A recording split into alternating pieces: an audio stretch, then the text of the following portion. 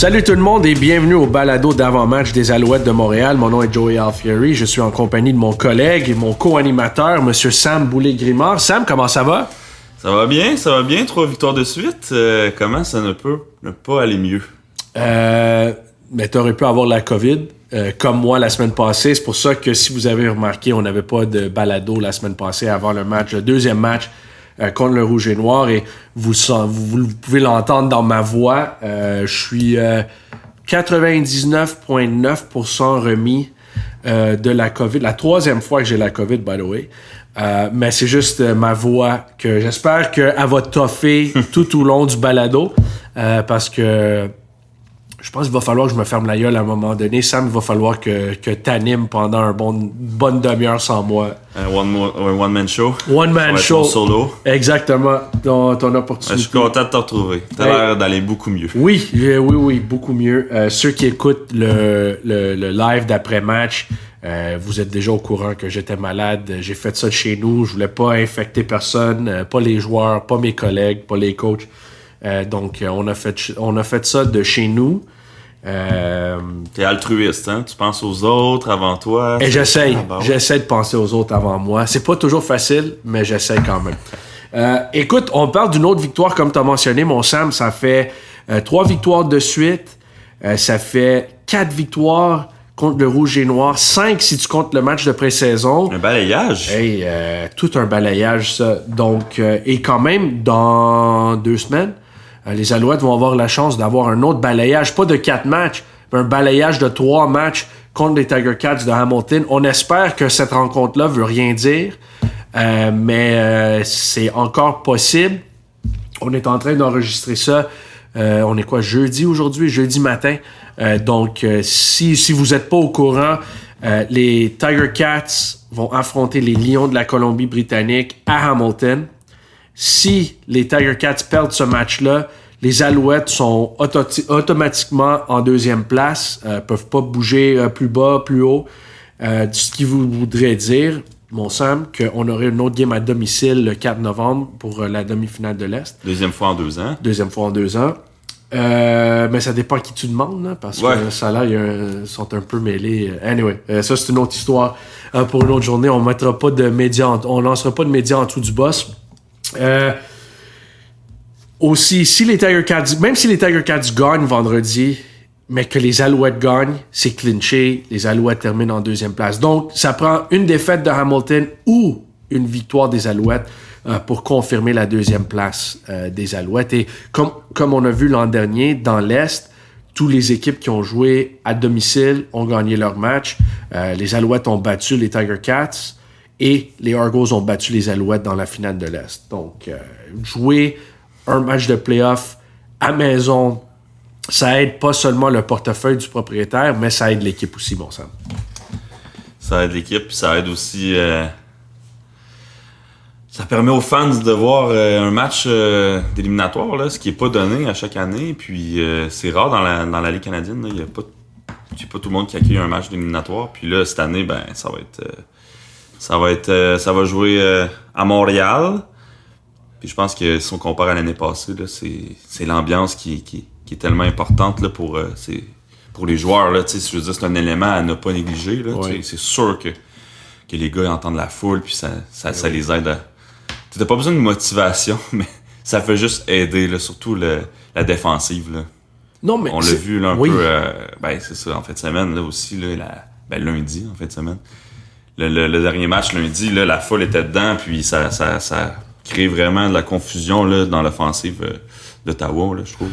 Ce que le monde réalise pas, mais les fans de football le réalisent, mais tu sais, si tu viens à une game pour la première fois, ou tu viens pas souvent, ou t'es pas maniaque de football, le football, c'est le seul sport où les fans peuvent aider, comme il y a une façon tangible, tangible, où les fans peuvent aider l'équipe sur le terrain. Oui, si tu vas à un match de hockey puis que la foule est bruyante, ou si tu vas à un match de soccer, la foule est bruyante, oui, ça aide. Mais au football, tu peux vraiment déranger l'attaque adverse si tu te fais du bruit pendant que la défensive des Alouettes est sur le terrain. Puis on l'a vu en play-off. Les Tiger Cats ont pris 3 punitions d'hors-jeu contre vrai. leur ligne à l'attaque parce que il y avait trop de bruit puis ils entendaient pas, le corps arrière criait pas assez fort pour que le reste de l'équipe entende c'était quoi le jeu. Donc tu sais, ils sont tous mêlés. Anyway, il y avait des punitions et tout ça. Mais tu sais, c'est vraiment le seul sport où, à cause du fait que les joueurs doivent se parler sur le terrain avant chaque jeu, c'est le sport où la foule a le plus gros impact. Donc, je pense qu'on a vu ça, comme tu as mentionné. Je n'étais pas là lundi, mais je l'ai ressenti. Et j'étais là au match d'un playoff l'an passé, puis c'est sûr que tu le ressens. Donc, oui, ça serait énorme de jouer ce match-là le 4 novembre contre Hamilton à domicile. Je suis allé voir là, justement avant le match le tailgate, puis je voyais... je parlais avec les gens là, justement qui préparaient, qui sont là à chaque match. Là, je me souviens plus de leur nom. Là. Les gars qui vivent? Les gars qui vivent, ouais, exactement. Puis il y avait de la dinde, il y avait... Ouais. Okay, c'est pour ça que t'es allé. C'est pas parce que tu voulais saluer le monde. Là. T'es allé où tu voulais bouffer. J'avais faim, honnêtement. Ouais, comme d'habitude. Non, puis je jasais avec les fans finis des Alouettes. C'était vraiment cool. Puis je leur ai demandé, tu sais, comment vous voyez ça, là, un match ici, une victoire pour les Alouettes. Puis après ça, ben, il faut gagner, là. Il faut avoir notre demi-finale de l'Est à Montréal, là, parce que vous voyez ce qu'il y a autour, là, c'est ce qu'on veut reproduire, là. Puis ça va juste comme nous donner le goût de suivre les Alouettes là, jusqu'à la mort, là, tu sais, ça donne un petit bonus là, pour les fans là, dans l'année. Et évidemment, les Alouettes ont gagné le match. Une autre performance dominante, puis écoute, je veux pas insulter personne, je veux pas caller out des équipes, c'est pas ça mon but, mais il faut que je le mentionne. Tu sais, les Alouettes ont une séquence de victoires de 9 matchs à Ottawa. Puis là, je sais même pas combien de victoires c'est de suite au total contre le Rouge et Noir. C'est pas tant que ça finalement parce que le Rouge et Noir sont venus à Montréal 2 fois l'an passé puis ont gagné. Mais les matchs, même quand les Alouettes gagnent, c'est 9 de suite à Ottawa, mettons, les matchs sont toujours serrés. Là, ça fait 2 semaines de suite où je trouve que je sais pas si les joueurs d'Ottawa ont abandonné. Je sais pas s'ils ont hâte que la saison finisse. Je sais pas ce qui se passe. Ils ont des blessés comme on a des blessés, comme Calgary a des blessés, comme Saskatchewan ont des blessés. Tout le monde a des blessés. Mais man, je trouve que l'effort, ils ont pris tellement de punitions niaiseuses lundi. Là, c'était comme... Puis en plus, c'est une des équipes les moins pénalisées de la Ligue. Si tu regardes les stats, là, c'est une des équipes les moins pénalisées. Ils ont pris tellement de punitions, de rudesse. Rudesse contre le botteur. Rudesse après le jeu. Écoute, c'était vraiment décevant de voir. Moi, je suis content que les Alouettes ont gagné. Ils ont gagné facilement. Moi, tu sais, de temps en temps, j'aime ça, prendre ça un peu relax le 3e, 4e quart, puis pas stresser à chaque fin de game. Mais... j'ai trouvé l'effort du Rouge et Noir un peu décevant. Mais ça... je sais pas ce qui va se passer. C'est sûr qu'il va falloir qu'il y ait des changements. Mais tu sais, c'est sûr qu'on connaît des gars là-bas. Il y a Harry Jones qui est là dans le staff. Il y a Baron Miles aussi. Tu sais, je me sens mal pour eux autres, mais tu sais, en même temps, ça fait 4-5 ans de suite là, qu'ils sont pas bons. Donc, c'est un problème. Je comprends qu'ils ont perdu... le record numéro 1, numéro 2, puis je pense même numéro 3 en début d'année. Mais non, mais oui, mais tu sais, ils ont quand même trouvé un bon... Dustin Crum, il a montré de belles choses cette année. Ah non, il a pas couru avec le ballon une seule fois lundi, là. C'est vrai. C'est sa force. C'est le meneur pour les toucher par la course, là, au sol, là. Avec 9, je pense, puis Caleb Evans juste derrière avec 8. Là. Oui. Mais c'était... non, je pense qu'ils ont abandonné le bateau, là. Puis clairement, ben là, sont éliminés de la course aux séries, c'est ça? Oui. Aux éliminatoires. Oui.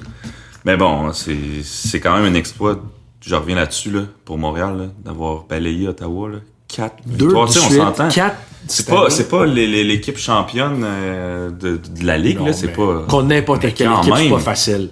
Quand même, là, parce que là, tu répètes ta pratique justement, 2 matchs en 2 semaines contre la même équipe en plus. C'est dur de gagner une série aller-retour. Ben oui. OK, je veux parler de quelques joueurs, mon Sam. Premièrement, il y a bien des fans qui le critiquent souvent, puis je suis pas vraiment d'accord avec eux autres. C'est sûr que ça prend un peu plus de constance en attaque. C'était 8-0 à la mi-temps, c'était 1-0 lors du deuxième quart. Ouais. Mais j'ai vraiment aimé le match de Cody Fajardo. Si tu regardes ce qu'il a fait, 28 en 32, 272 verges, une passe de toucher, l'interception, pas vraiment de sa faute, il s'est fait frapper quand il a laissé aller le ballon en même temps. Il y a 3 courses, 27 verges. J'ai vraiment, tu sais, c'est un match où la défensive a dominé, mais l'attaque a pas vraiment fait de grosses erreurs. Et c'est grâce à Fajardo. Il y a de la pluie. Tu sais, c'est tough. Tu sais, il y a 4 passes incomplètes, puis il y en a une ou deux d'entre eux que c'est des passes échappées par les receveurs à cause, tu sais, le ballon est mouillé. Il est glissant. Il est glissant. J'aime vraiment la façon qu'il a joué. Puis en attaque, on va parler de la défensive bientôt, là, mais en attaque, ça fait un bon bout là, que Tyson Philpott. Ça fait un bon mois que Tyson Philpott est carrément dominant. Là. Ouais, il est revenu dans ses vieux souliers, hein?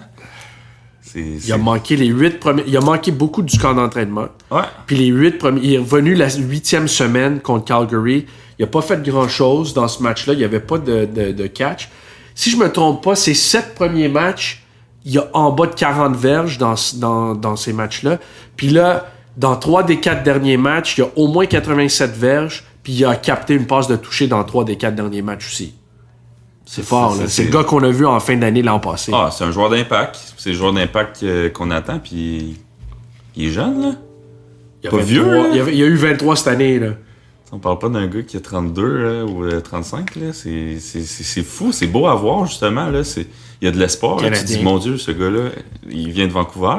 Il est Canadien en plus. Il est Canadien, puis il va être là pour longtemps dans cette ligue-là, là, à moins que... On sait toujours qu'il y a le sud de la frontière, mais tabarouette, faut être chanceux. Faut se considérer chanceux de l'avoir avec nous, là. Puis de le voir jouer comme ça, là. C'est incroyable, là. C'est fou. Tu sais, si tu regardes le repêchage 2022 de la Ligue canadienne de football, Tyson Philpott est le tout dernier choix de la première ronde. Tu sais, il est allé 9e au total. Tu sais, puis les Alouettes ont eu le premier choix. Tyrell Richards, t'sais, on a vu quand il est en santé, ça peut être aussi dominant que Philpott, mais en défensive. Mais tu as des joueurs qui ont été repêchés entre 1er et 9e. Je sais que ça fait juste même pas 2 ans que le repêchage est passé. Mais tu sais, le rouge et noir qui prennent un joueur de ligne à l'attaque, Zach Pelleros, 2e au total parce qu'il vient d'Ottawa. Puis tu sais, c'est un garde, c'est rendu un garde réserviste. Il était healthy scratch pendant une bonne partie de l'année. Il y a plein d'équipes qui ont eu la chance d'avoir un Tyson Philpott, puis ils l'ont pas pris. T'sais, les Lions de la Colombie-Britannique, il vient de là, ils l'ont pas pris. Penses-tu justement avec des démonstrations comme ça, là, avec des joueurs canadiens à des postes offensifs comme ça, est-ce que tu crois que les équipes vont être plus tentées de donner une chance à un receveur québécois, canadien? Il faut que tu aies le talent. Il faut que tu aies le talent. Puis tu sais, on a vu, c'est drôle. Tu vois avec Trey Ford aussi, là. Trey Ford, il a une chance de jouer, puis ça va mieux à Edmonton, c'est sûr, mais tu sais, tu regardes le repêchage 2022, t'as 2 méchants receveurs qui sont sortis de cette année-là. T'as Sam Emilus, un Québécois, qui est allé 7e, je pense, à Regina. Puis tu vois cette année... Écoute, il y a une très, très bonne saison. Puis Philpott, 9e. Puis évidemment, t'as le frère, Jalen Philpott, qui est allé 5e aussi, malheureusement. Tu sais, joueur ultra talentueux, mais il a manqué beaucoup de temps avec les blessures. Donc, t'as même 3 receveurs talentueux qui sont sortis dans le repêchage. Mais Tyson Philpott, je m'excuse, mais si tu fais le même repêchage aujourd'hui, il sort dans le top 2, top 3, là, gros max. Je m'excuse, mais c'est la réalité des choses. Mais tu sais, Philpott, ça va hyper bien. Donc, l'attaque, j'aimerais voir un peu plus de constance, mon Sam. Mais tu sais, on a vu qu'ils ont quand même réussi des gros jeux. Puis ça, c'est avec un Austin Mack qui est revenu, mais tu sais, moyennement impliqué. Là. Quand Austin Mack va revenir à 100% et qu'il va être prêt à jouer full force, tu sais, ça va être beau à voir quand même en attaque. Puis Stanback aussi. Stanback aussi, il a manqué la rencontre. Il est malade, donc tu sais, le jeu au sol fonctionnait avec Stanback quand même bien. Je trouve que le Rouge et Noir ont quand même bien joué. Ils ont vraiment limité Walter Fletcher. Je sais qu'il a attrapé le ballon 9 fois. Ouais. Mais c'était 9 attrapés pour 27 verges. C'est pas énorme. Donc, même le jeu au sol, 14 courses, 43 verges, c'est pas énorme. C'est 3 verges par course quasiment. Donc, ils ont vraiment bien limité les jeux courts, le jeu au sol, mais l'attaque a quand même bien performé. Ouais, puis petite mention honorable à la défensive là, qui. Non, on va faire plus que ça. Un statement, hein, ta parouette. En défensive, écoute, c'est les mêmes suspects à chaque fois. Reggie Stubblefield, saison incroyable. On l'a mentionné sur le podcast, mon Sam, mais tu sais, c'est un gars qui a été coupé à la fin du camp d'entraînement. Oui. Ça a été mentionné qu'il avait des chances de signer à Winnipeg, mais il a dit non. Il voulait attendre sa chance aux Alouettes. Il est retourné chez eux. Il a continué à faire ses workouts. Là, il est revenu, puis il était écœurant. Un autre échappé provoqué que Beverett a ramassé, puis il a ramené dans la zone des buts. Beverett a été incroyable. Sean Lemon, incroyable. Mustafa Johnson, incroyable. Écoute, ça Uguak, incroyable. La tertiaire a vraiment rien donné. Non. CMT Evans, de quoi? Tout le monde a été de la partie. Ouais, tu sais, puis Wesley Sutton. Écoute, ça a été fort. Ento a connu un bon match. Ruffin, tu sais, à part le pass interference qui a mené au placement du Rouge et Noir, là, ça a été solide. Puis, il faut parler des secondaires aussi. T'sais, le secondaire intérieur, mais Darnell Sankey, ça fait même pas un mois qu'il est avec les Alouettes. Puis, il est partout. Ce gars-là, il est partout en défensive. Là, c'est débile. Tu vois le numéro 1. Là. Oui, c'est un match un peu plus calme. C'était un plaqué, mais le gars est partout. Là. C'est vraiment débile. Donc, shout-out à la défensive aussi, qui ont vraiment bien joué. Les Alouettes, ratio de revirement, les Alouettes sont deuxième dans la LCF, sont plus 7, Toronto domine plus 21.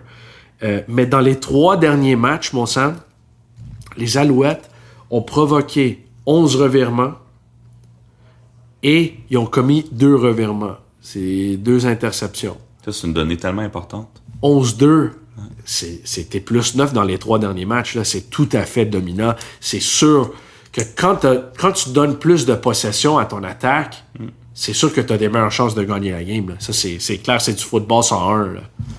C'est clair, puis c'est ça que je me demande si ça va se poursuivre, parce que là, on est sur une bonne lancée, puis le momentum, est-ce que tu crois qu'il est important pour entrer en éliminatoire? Oui, 100%. Okay. 100%. Ben là, je pense qu'il reste 2 games là, à la saison. Ben, oui. Mais il reste 2 games.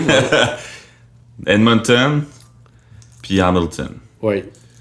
Je pense que je vois l'équipe, là, puis je me demande qui peut les arrêter là, en ce moment. Là. Il y a vraiment une énergie dans le vestiaire. Tu vois que les gars sont soudés. Puis tu l'as vu là, avec Lemon, là, son 100e sac. Hey, tout le monde sautait dessus. Tout le monde était content. Ouais. Tu vois que Tabarouette, tout le monde est fier de lui. Tout le monde est content que leurs coéquipiers accomplissent cet exploit-là. Là, 100 sacs en une carrière. 13 joueurs dans l'histoire de la Ligue. Là, la Ligue, ça fait longtemps qu'elle est là. Ça fait longtemps qu'elle est là. Ans, là. Non, puis tu sais, 13 joueurs qui ont réussi 100 sacs, c'est vraiment impressionnant. Je pense qu'il pourrait passer au 12e rang, justement, là, parce que je pense que celui qui est en avant de lui, je me souviens plus c'est qui, mais il a 101 sacs. C'est Charleston Hughes? Je pense que oui, on recheckera. On va rechecker. On va mettre notre meilleur monde là-dessus. Bon, t'as mentionné match contre Edmonton. Semaine courte, tu joues lundi, il faut que tu voyages vendredi, t'arrives vendredi, tard l'après-midi. T'as une pratique dans le corps. Ça dérange. Mais ça pratique jeudi seulement. Et je sais que le monde va dire « Wow, mais c'est Edmonton, ils sont 4-12. » Attends une seconde. Wow.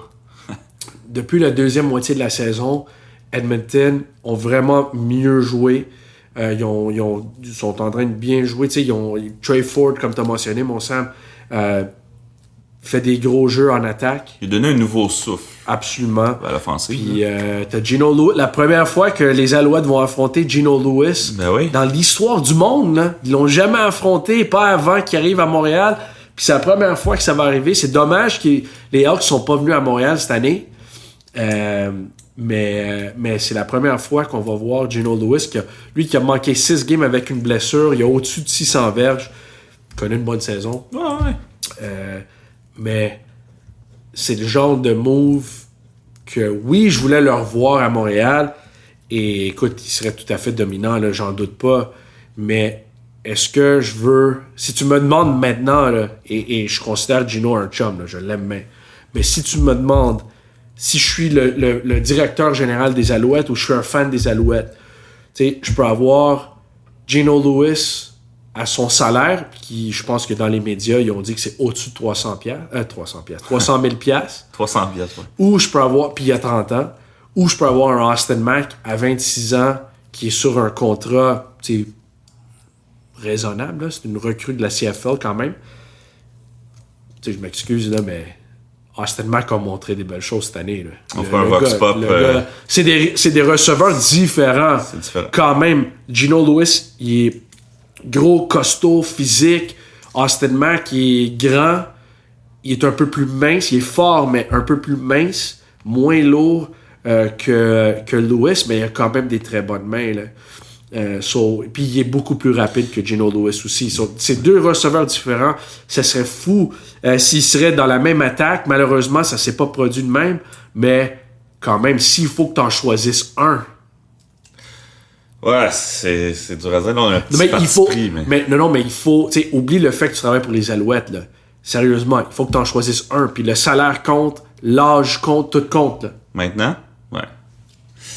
C'est de 81. Big Mac. Je m'excuse, Ouais. mais je veux pas dire que c'est pas proche, mais tu sais, Ouais, c'est sûr. il vient d'avoir 26, le gars. Là. Écoute, le plafond est pas atteint encore, là. Tu te dis, mon Dieu.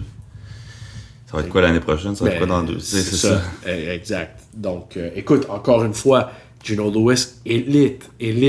Je le prendrais dans mon équipe n'importe quand. Mais si tu me donnes le choix, avec le salaire et l'âge et le talent, sont différents. Mais le talent est énorme des deux bords. Ah, puis en plus, Mac, il fait des beaux t-shirts.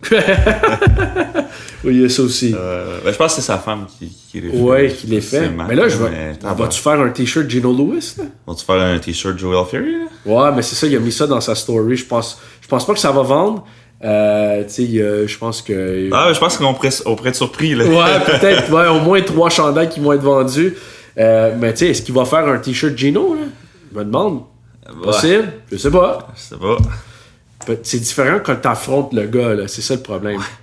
C'est peut-être une manière de le déconcentrer. Peut-être. Mais oui, mais tout ça pour dire, j'ai hâte de voir Gino Lewis en fin de semaine. J'ai hâte de voir combien de verges il va réussir. Toi, as-tu un numéro en tête? Combien de verges pour Gino Lewis sur réception? Je dis en bas de 50, 49. Oh, tabarouette, OK. Moi, j'allais dire 64. Il n'y a pas un grand match lors du dernier match. Là. C'était pas lui qui était le plus visible. Non, c'était du tout. Gavin Cobb, je pense. Ouais, Cobb a capté grand match, une grosse passe. Ça, c'est un autre receveur qui a été repêché en 2022. Mais, Ah oui, c'est vrai. Mais oui, non, c'est ça. Donc, j'ai hâte de voir Gino Lewis. Dommage pour lui. Il a quitté les Alouettes, puis là, il va manquer les séries encore une fois. Mais oui, c'est ça qui est ça. T'as-tu un... On va finir ça là, mon sang. As-tu un... T'es-tu prêt pour tes prédictions audacieuses? Ouais. Ouais, je suis prêt. OK. Moi, je pense que c'est par rapport à un joueur, précisément. Oh, OK. Un joueur d'impact cette année en défensive. Okay. Oh, OK. Vas-y. Ça commence par Tyrese. Bev? Ouais, Bev. OK, mais Bev, tu t'en souviens ce qui s'est passé l'an passé à Edmonton, là? Oui. Le 1er octobre. Bon, tu vois où je m'en vais? Vas-y. OK, bon. Fait que Tyrese Barrett, un touché sur un pick six, là. Un retour de... Encore? Retour d'interception. Ouais. Puis un espèce de jeu là, de fou. Ouais. Un échappé provoqué. OK. 5 plaqués minimum. Ouais. Fait qu'il va être rendu à 100 plaqués cette année. Ouais. Puis je vais dire aussi un sac du corps. C'est assez? Je suis tout mêlé. J'ai aucune idée de... J'ai perdu Tu sais, j'ai encore un peu... Là, tu viens de me donner mal à la tête, mon Sam. Là. C'est beaucoup de stats. Non, mais c'est pas des sacs du corps contre toi, là. OK, C'est une chance. Moi, je vais aller un peu plus simple que ça. Moi, je vais aller avec une performance incroyable de Cody Fajardo. Moi, je vais aller avec sa première performance de 400 verges de l'année. Je sais même pas s'il y a eu un match de 300 verges à date, honnêtement. Peut-être un. Je sais qu'il a réussi 2,99 à un moment donné. Mais je pense que ça va être un match de 400 verges pour Cody. Et je pense que ça va être 4 passes de toucher, 1 touché au sol. Donc 5 touchés en tout pour Fajardo. Non, t'as raison. Il y a eu des matchs de 300 verges. Il y en a eu une couple, justement. Ouais, hein? Il y a eu à Hamilton, c'était 318. Contre BC, c'était 308. Donc, il y en a une couple. Moi, je dis c'est 400 verges, 4 passes de toucher cette année. Donc, ça va être des season high parce que le plus grand nombre de passes de toucher, c'est 3. Puis, plus de verges que par la passe cette année, c'est 3,18. Donc, 400 verges par la passe, 4 passes de toucher contre Edmonton, puis un autre touché au sol. Ça, c'est ma prédiction audacieuse pour Cody Fajardo. Il fait qu'il va y avoir des jeux explosifs, là. Il va y avoir beaucoup de jeux explosifs. Premier jeu en partant, c'est un touché de speaker, right? Hein, peut-être? Comme tu veux. Premier jeu en partant, c'est un jeu explosif, puis on marque un touché. Troisième prédiction audacieuse, OK? Ben, vas-y. On y va? Alright, mon Sam, c'est tout le temps qu'on a. Merci d'être à l'écoute, tout le monde. N'oubliez pas on a la collecte de sang des Alouettes qui arrive rapidement. Ça, c'est le 25 octobre. Emma Québec. Emma Québec, au Stade olympique, dans la rotonde du Stade olympique. Il va y avoir des joueurs, il va y avoir les cheerleaders aussi. Moi, je vais être là. Sam, toi, tu vas être là. Donc, venez nous encourager et faites un don de sang. Ça change des vies. Absolument, absolument, c'est un bon point. Aussi, prochain match à domicile. Match Halloween. Il va y avoir des fantômes au stade, mon Sam. Les fantômes du stade. Oui, on a des billets pour enfants à 5$. Ça commence, si je ne me trompe pas, ça commence à 27$ pour les adultes. T'sais, donc, en bas de 40$, là, t'as tout un événement. Ça, c'est le 28 octobre je pense à 16h. Il y a aussi un concours là, pour le meilleur déguisement. Oui. Là, donc, arrivez déguisé. Oui, arrivez déguisé. Mettez vos plus beaux masques, vos plus beaux sourires. Je pense que on va donner des bonbons aussi. Le stade va être décoré. Ça va être vraiment cool. Donc, visitez le gohousego.com pour acheter vos billets. Si vous vous déguisez en Joel Fury, ça marche pas. Là. Ça marche pas. Vous êtes disqualifié. Là, vous gagnez rien. Non. Ça va faire peur, par exemple, mais vous gagnez rien. Vous allez gagner un high five de ma part, mais pas plus que ça. Donc, s'il vous plaît, venez pas déguisé en Joey Alfieri. Déguisé en joueur ou en arbitre. Absolument. On est supposé avoir du contenu Halloween intéressant. Je vais dire ça de même. On laisse planer ça. Oui, exactement. Je donne pas de détails, mais on va faire ça de même. Donc, soyez là le 28. Et les billets pour les séries sont pas en vente encore. Mais de ce qu'on me dit, ils vont aller en vente très prochainement. Donc, procurez-vous vos billets rapidement parce que c'est un match en série. Et si ça a lieu à Montréal, ça va se vendre comme des pains chauds. Soyez à l'affût des réseaux sociaux. Oui, absolument. N'hésitez pas. Sam, bon voyage à Edmonton. Moi, je reste à Montréal.